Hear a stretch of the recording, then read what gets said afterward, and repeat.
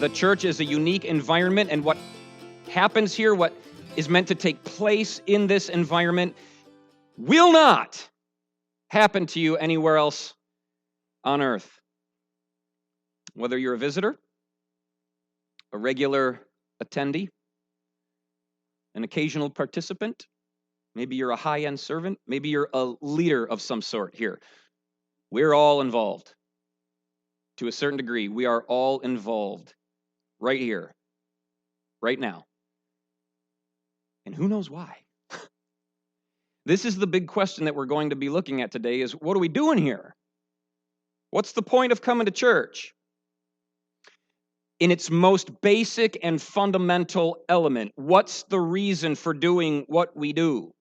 And I tell you right off the bat that people have all kinds of reasons for going to church. And in a group this big, I'll bet you that if we were honest and we went around the room, there would be a few different rationales behind our attendance this morning. Some of you, it could be because church is one of the things that's on your moral checklist. You were brought up that way. You know it's what you're supposed to do. Some of you are here because you like the social aspect of it. We're a rather friendly people. We're a rather alive sort of people. Our church is fairly young. We've got some exciting things going on. We're busy. We do stuff, and it's just a nice social gathering that I want to include myself in. Perhaps some of you are here because you feel like you have to. Like if you're not here, you lose points. Or maybe you're here because you're constrained by what people would think of you if you weren't here. Regardless of what the reasons may be, I suppose they are rather exhaustive. We're all here for a reason. And so instead of asking, why are you here? Maybe the question this morning is, why does God want you here? Okay, because your reason for coming to church may not be why God wanted you here in the first place.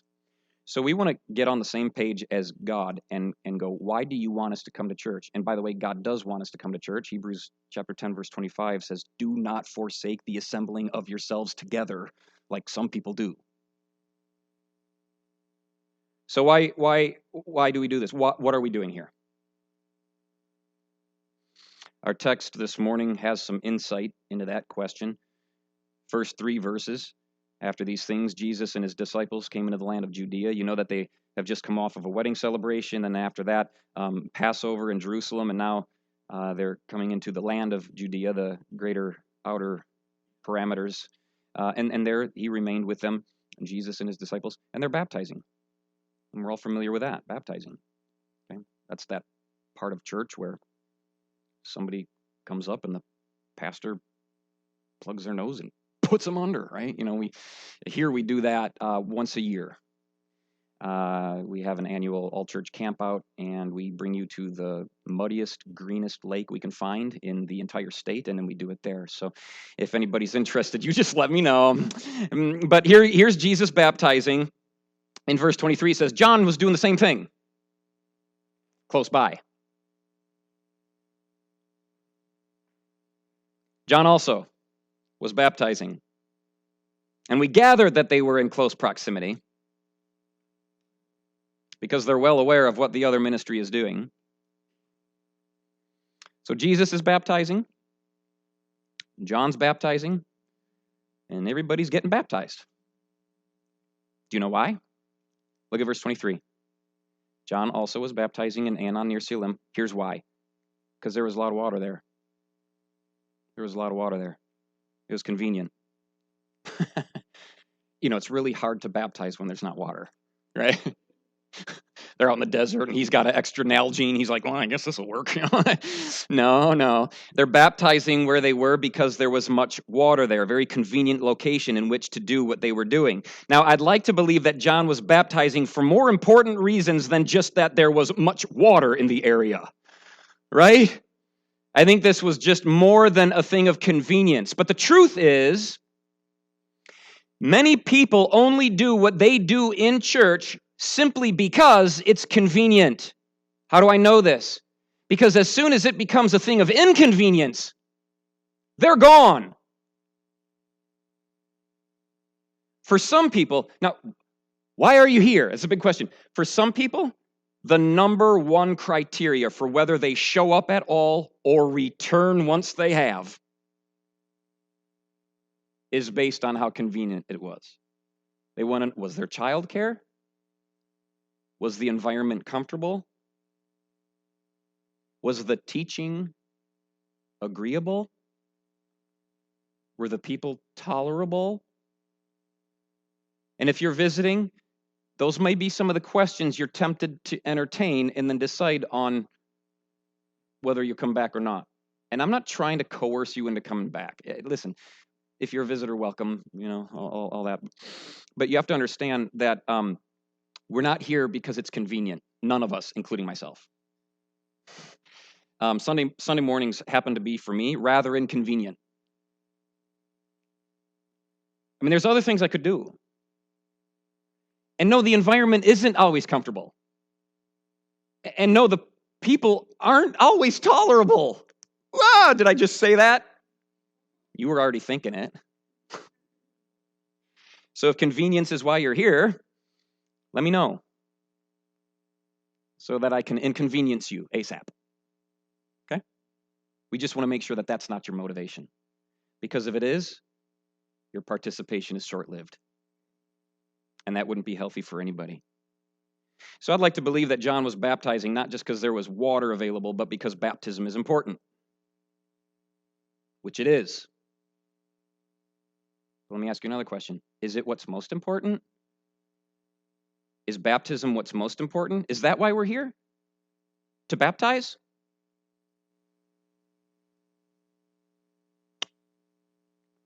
Some churches and some ministries and some clergy would put a great emphasis on getting you baptized. So I need to ask the question, is that why we're here? Is that what this ministry is for, is to baptize as many people as we can? Or let me say this, let me put it another way, more broadly speaking.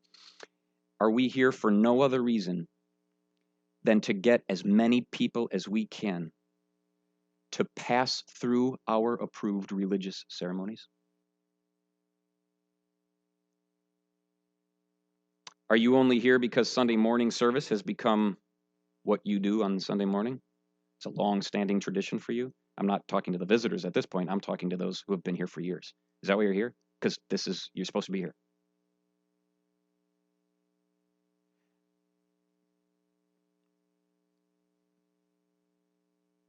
If church is supposed to be a celebration, which I believe it is, I believe that week in and week out we should be celebrating here. It's kind of why we sing songs like we just did. How many? 4? Okay. We give you a chance to kind of celebrate Christ and to celebrate salvation and to celebrate. So if church is supposed to be a celebration, which according to my own humble opinion, it kind of is, then what are we celebrating? The sacraments? Let's baptize you. A little communion. We'll pass plates of juice and crackers and bless you in the name of the Father, and we can do all that kind of sort of.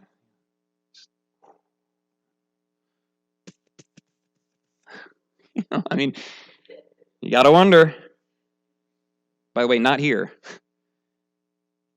But I can't speak for everybody. You ever been to a church where it's so formulaic, it's just rote religion, ceremony, yay baptism, right? Yay worship songs and prayer and going downstairs for lunch when this is over and eat at the same table at the same time with the same people. Like, onward Christian robots, doing what we're told. So that's the question. Do you only do what you do here because it's what you've always done here? Because I get really concerned for people. Like, I end up having to be the guy that baptizes you if you want to get baptized. And I'm kind of the guy that's in charge of communion when we do take communion. I get very concerned for people who want to get baptized and who take communion and who sing their songs every week and do everything that we do here. I get concerned thinking that perhaps they're doing it without really knowing why they're doing it.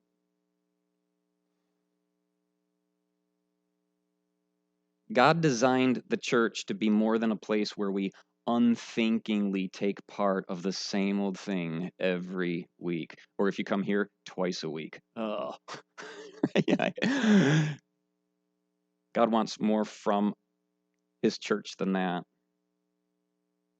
And he certainly didn't mean for us to come here because it's convenient. There's a couple of reasons why we don't do what we do here. But we still haven't answered the question, what are we doing here? Verse 25 says that there arose a dispute between some of John's disciples and the Jews about purification. Now, this is interesting, because here we have John's disciples, a few of these, we could gather they're believers. Let's just assume that. Let's give that to them. These are Christian men getting tangled up. Oh, by the way, Christian men who are involved in a pretty dynamic ministry. I mean, if you're tied to John the Baptist in the first century in Israel, you're going on with a pretty rockin' organization, if I may say so myself. I mean, right? You got quite a leader. You got some pretty amazing doctrine. You got prime real estate to operate out of. I mean, this is the genesis of all things Christian. So here we have John's disciples getting tangled up in a debate with unbelievers about something that doesn't even matter. Purification. That's not a Christian thing. That's a thing of Judaism. John's disciples have nothing to do with purification rites anymore. I don't think it's a Christian thing. If it is, you should let me know, because we probably should get rolling on that. But the last time I checked, that was left behind 2,000 years ago. Purification. Wash your hands just so, or God gets angry with you. Really? Okay, thank God that we don't have to worry about these things. But here now you have these Christians who are part of a ministry getting sidetracked with issues that have nothing to do with their mission. So let me ask you, is that why we're here? Is that why we exist as a ministry in Duluth? Maybe God wants us to get sidetracked by all the religious fanatics out there who want to interfere with what we got going on in here. Is that our mission? Maybe we're supposed to let ourselves lose focus of what God's called us to do and give our attention to every disgruntled Christian and every fringe group of skeptics who want to come and debate with us and waste our time. Is that what we're supposed to do? Is that the purpose of the church, is to let people suck our time and waste us? Should John's disciples even have been entertaining such an argument? I don't believe so. Church, or just be more specific here, Jesus Fellowship of Believers Duluth isn't a place where you can come and debate us. You can't just pop in like these guys did and expect everyone to see it your way. You can't expect us to change our entire philosophy concerning the ministry so that we can have your approval. We believe what we believe, and it's not your job to change us. I'm sorry, that may sound arrogant, but we are established as a church. And by the way, I'd like to believe that what is taught here is actually right. So not only is it not your job to change our views, it's actually our job to change yours. And that had better be the mission of the church. Because if the church has to just keep changing to adapt to the views as we go along in time and space, well, then the church has no consistency whatsoever. Because the last time I checked, our culture has no consistency whatsoever. So you're going to get the same boring, classic message that's been being preached for 2,000 years. If you need something new, you're going to have to go somewhere else. It's the church's job to stay focused on what's right and true for Christianity and let everybody else worry with the ridiculous issues that end up somehow becoming the church's business to deal with. Our mission has always been the same, and it will remain the same until, as Paul says in Ephesians chapter 4, until we all reach unity in the faith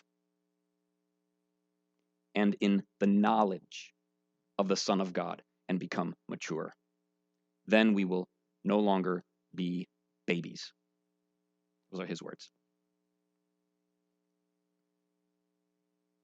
In verse 26, it says that those disciples then came back to John, their rabbi, and said, Rabbi, he who is with you beyond the Jordan, to whom you have testified, behold, he's baptizing and all are gone to him. So here now, Jesus is baptizing, okay, over here, and then John is baptizing over here. So these two both have very similar ministries at this point, and they're operating in close proximity to each other, which doesn't seem to bother Jesus, that John's over here doing this, and it doesn't seem to bother John that Jesus is over here doing the same thing. But I can't say that for everyone that was part of John's ministry, because it looks like in verse 26, some of them were bothered that Jesus was over here doing the same thing, and that he was becoming a little more popular than their beloved rabbi. Oh, John's disciples. When you look across the river, you're looking at Christ. But when they looked across the river, they didn't see Christ. They didn't see God in the flesh. If you notice, they didn't even refer to him by name. Rabbi, he who is with you, he is baptizing. He, stop being so generic. That's Jesus Christ, the Son of God. But they didn't see that when they looked across the river. They saw a rival. And they're intimidated. And their intimidation is showing forth here. He's getting popular. Everybody's going over there. I think the only reason they're intimidated about the growth of this rival ministry, even though it's a Christ-centered ministry, like you can't get any more Christ-centered in a ministry than when Christ is the pastor. You know what I mean? So this is a very Christ-centered ministry that's doing the exact same thing as they were, just in the other part of town, so to speak. And the only reason that they're intimidated by that ministry is because they put way too much stock in what the corporate church of America would call success. See, they thought success was getting everybody to them, even if it meant keeping them from Christ. How insane is that? We'd rather have a big church than people getting saved and going to Christ. Because, we want to validate ourselves. We want to have a big ministry. We need growing numbers. We need statistics. Is that God's plan for the church? Scramble to fill up these pews with warm bodies that we stole from other churches who just so happen to be doing the exact same thing we are, trying to steal from us. And everybody in Duluth is trying to get the most people to come to their church. Is that what we're supposed to do? There's a term that those in ministry use to define what that's called. It's called stealing from Peter to give to Paul. Doesn't matter. It's not God's goal for the church to turn ministry into some sort of popularity contest. One author says, quote, "There's nothing that can destroy the fellowship between men as efficiently as the cancer of jealousy." End quote. And by the way, if you're wondering how Jesus feels about this, about ministries who allow competition to dominate their service to him, take a look at the next chapter. Sneak peek for next week. Look at chapter 4, verse 1. Therefore, when the Lord knew that the Pharisees had heard that Jesus made and baptized more disciples than John, look at verse 3. He left Judea He left. He walked. When he found out that this was what was going on, that the Pharisees heard that they were getting more and everybody was getting jealous and competitive, he's like, I'm leaving. He'll have no part in that kind of ministry. He'll move on. Once a person, an individual, or an entire ministry lets itself get consumed with a preoccupation for outward success, Jesus salutes, turns, and walks.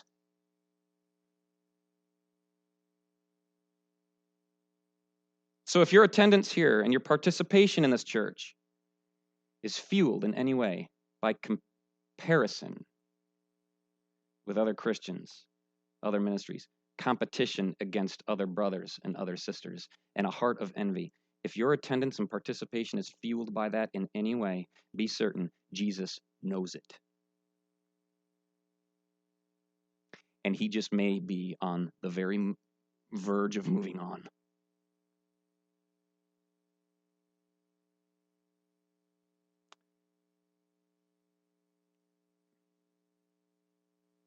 Your jealousy of other people and your competition against them may not be keeping you from Jesus, but it could keep Jesus from you. What do I mean by that?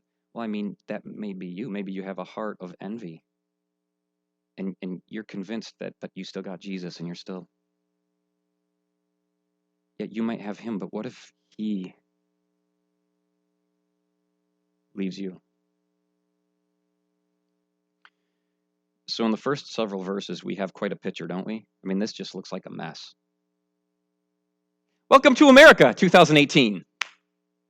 Big mess. What I just did in these first few verses was pretty much define what could be, I'm not going to go so far, I don't know the stats, could be the norm in ministry today. In a consumer-driven culture like ours, I would almost expect that. Church is a business. We got to compete against the other businesses in this city that sell the same product as we do. We need more consumers. We need more buyers. We need more fans.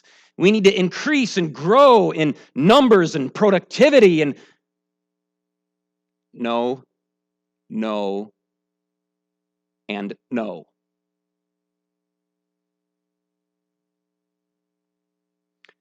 Something needs to put a stop to this. So John does. Verse 27, first two words. John answered. He's looking at what his ministry has become. A hotbed of sin.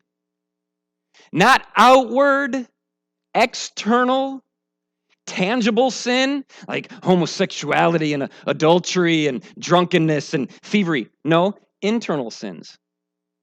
The ones that are real easy to hide for Christians. The ones that are so easily dismissed by Christians. He sees it and he answers.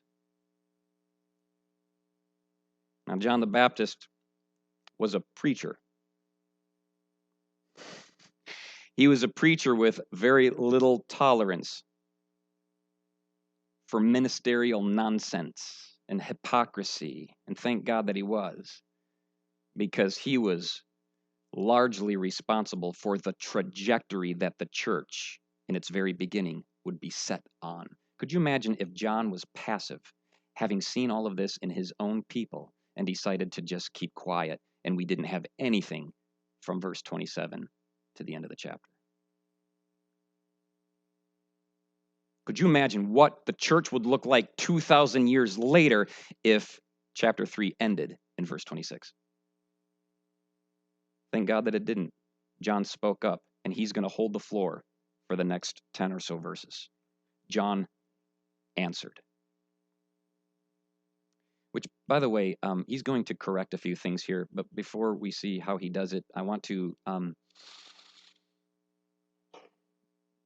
us to notice right here how quickly Christianity can take a very ugly turn when people are left to themselves. That goes for the individual, and that goes for the collective church.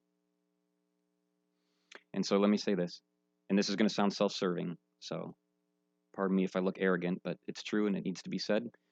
Part of the reason that we're here, part of the reason that God wants you here, part of the reason Hebrews 10:25 was written, do not forsake the assembling of yourselves together like some people do, is because God knows that people need pastors. And yes, that may sound self-serving, but you have to understand that you have a need. You have a need for spiritual leadership that you may not like to admit that you need.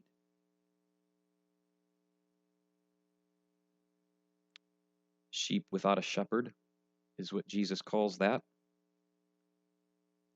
Sheep without a shepherd get into all kinds of trouble. They make all kinds of messes, like these guys just did. And they have a shepherd.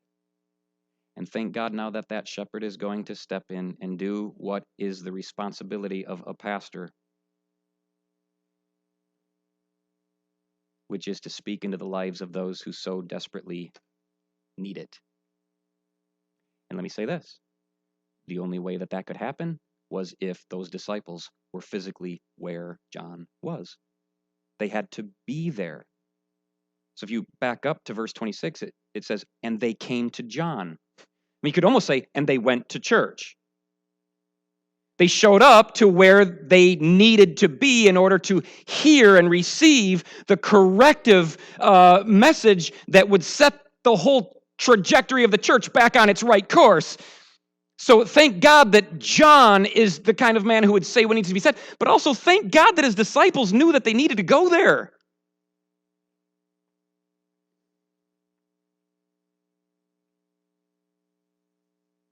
And what follows, starting in verse 27, all the way through to verse 36, is the longest uninterrupted sermon transcript of the greatest preacher to ever live. As far as I know, unless I'm missing something, I think this is the longest unbroken speech that John the Baptist is recorded having given in the entire Gospels. And Jesus said that he was the greatest man, greatest human being in the entire history of human beings. And by virtue of the fact that he was a preacher, by reason of deduction, I'm going to conclude that he was also then the greatest preacher. And we got 10 verses in a row from that great man. Verse 27, John answered and said, a man can receive nothing unless it has been given to him from heaven. You yourselves bear me witness that I said I am not the Christ, but I have been sent before him. He who has the bride is the bridegroom, but the friend of the bridegroom who stands and hears him rejoices greatly because of the bridegroom's voice. Therefore, this joy of mine is fulfilled. He's going, I'm excited that this has happened. They're all going to Jesus. Isn't that the point? Come on, guys. You're jealous? Now, let's notice, if we count this as a 10-verse sermon, his introduction, before he even gets into the meat of the message, his introduction here is saturated with humility. Absolutely bathed in humility. So now here's what, if we're working toward an answer to our question this morning, what are we doing here? Whatever we're doing here, whatever we do, ought to be bathed in humility. So let me ask you this. Are you a visitor? I'm not trying to out you. But visit humbly. Visit. There's a humble way to visit, and there's a proud way to visit. I would encourage you to visit humbly. So don't come here looking for problems or things to complain about, please. You'll find it, and then there's plenty to complain about. Don't come here to analyze my teaching, please, and then point out all the errors you can find. Well, you misquoted that verse, Well, that's because I didn't memorize the whole Bible before I came to church this morning. Sorry, I gave it a shot. Which, by the way, that happens.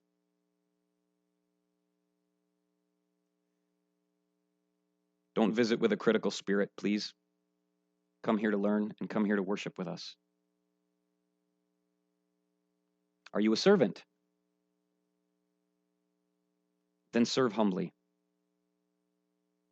Because again, there's a humble way to serve Jesus Christ, and there's a very proud way to serve Jesus Christ. So let me encourage you to serve. If you serve here, do it humbly. Don't do it to earn points with God.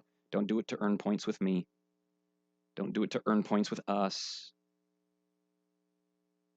Don't serve here expecting to get praise or promotion. Don't serve here because you're trying to keep pace with everybody else who serves. Don't serve here as a way to prove to everybody around you how much better you are than everybody else.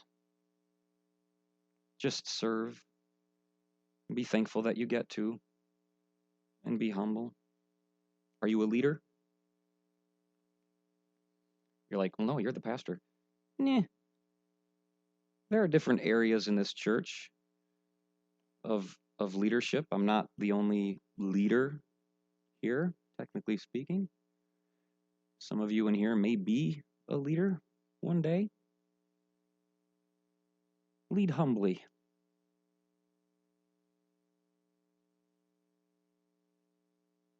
There's a way to lead with humility, and there's a way to lead with pride.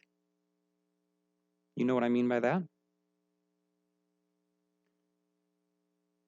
I mean, lead as best as you can until someone else comes along who can do it better than you, and then step aside without complaining, without being all up in arms because you lost your position. Just step aside because somebody came along who can do it better than you. For the sake of the church, step aside like John the Baptist did when Jesus showed up.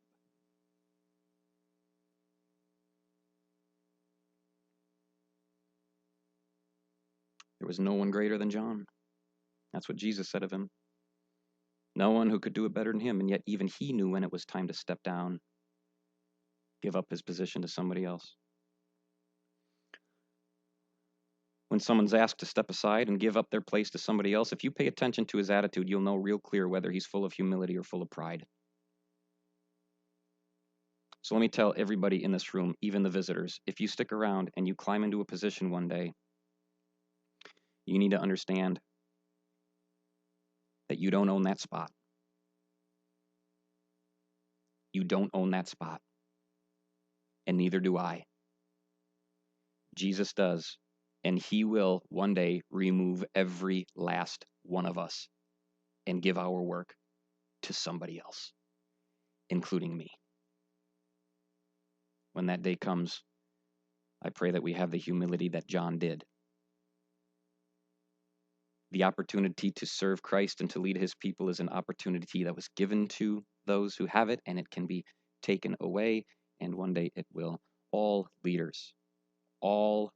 leaders need to follow John's example of humility and step aside when that day comes. That was the introduction to his sermon. Verse 30 is the meat. This is the meat of his sermon. Look at it. He must increase, but I must decrease. Jesus must increase. I, John, me, you, everybody except Jesus must, note the word must, decrease. The statement that John makes here is the crux of the sermon and ought to be the driving philosophy behind every genuine Christian and every true church. And it's also the answer to our question this morning. What should we be doing here? Everything that we're doing here must be done with the chief aim to exalt Jesus and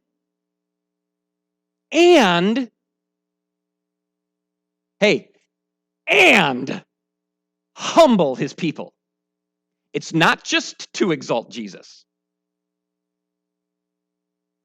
It would be far more comfortable here if that's all we had to do.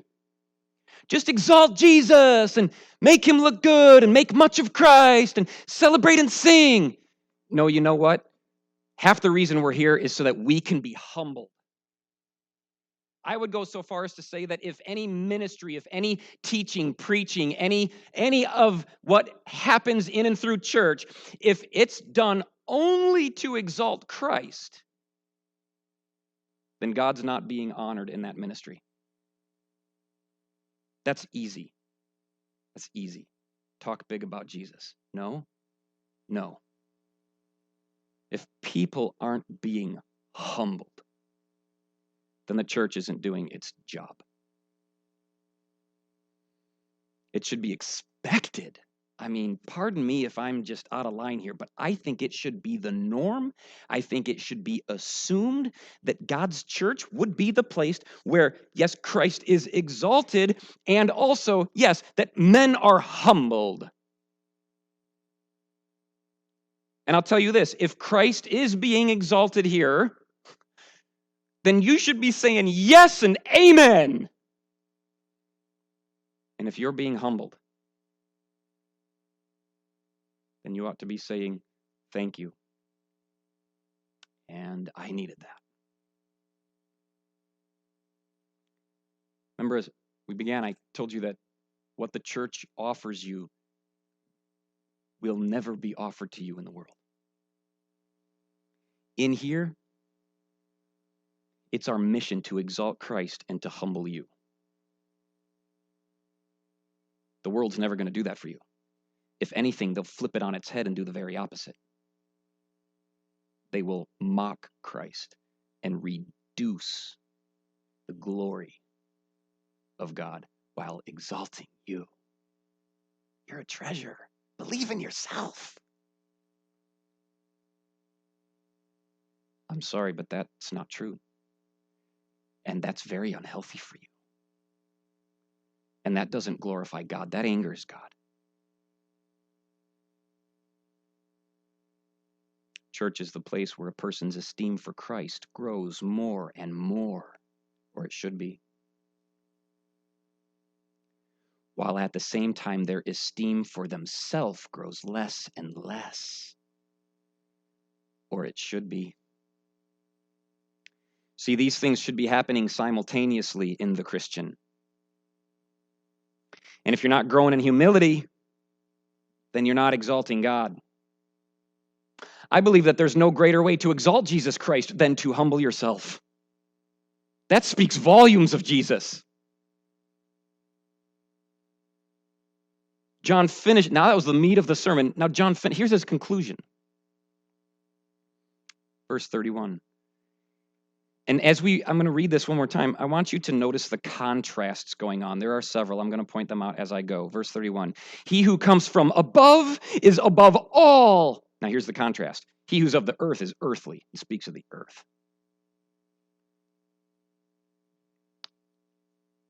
Verse 32.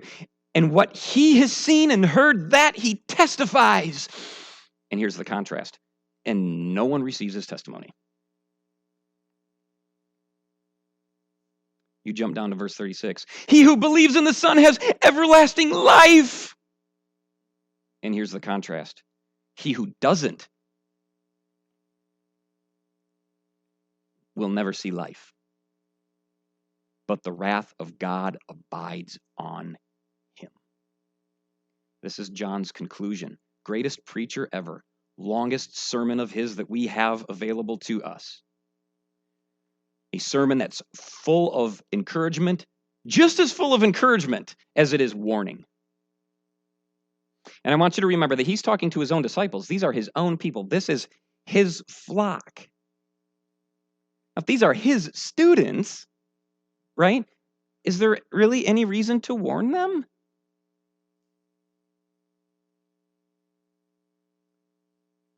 I mean, shouldn't it all be encouraging all the time?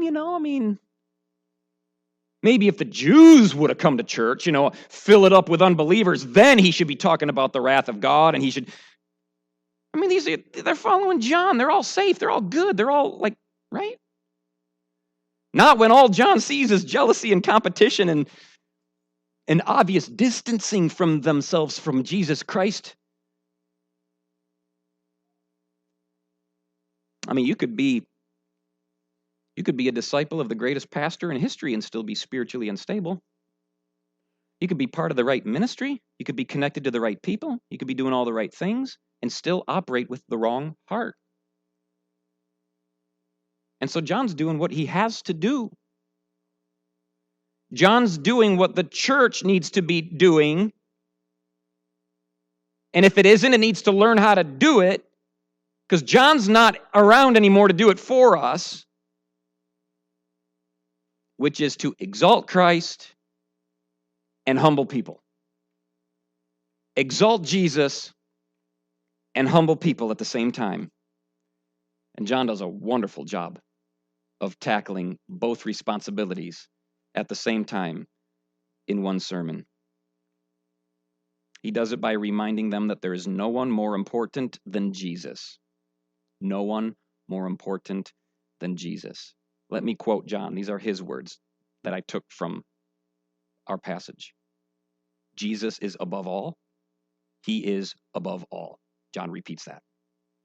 The Father loves him, and the Father has given all things to him. Those are John's words. There is no one more important than Jesus. There is no one more important than Jesus. No one more important than Jesus, and there is no one less important than you.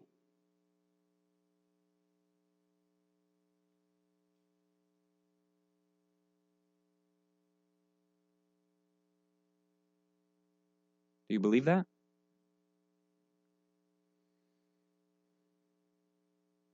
If not, you have some decreasing to do.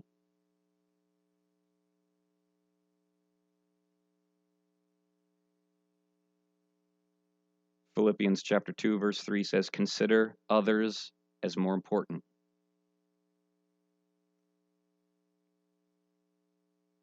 Everyone else is more important than you.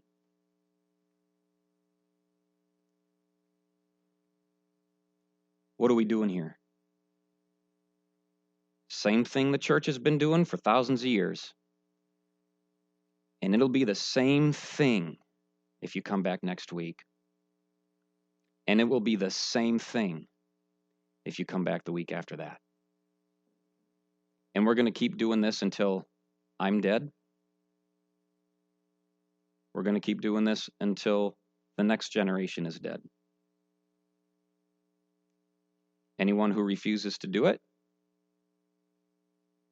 will have hell to pay. That's how the chapter ended. John says it himself. To refuse to exalt Christ and to resist the humbling effect of the truth is to live in unbelief. And he says, those who do not believe will receive the wrath of God. We need humility.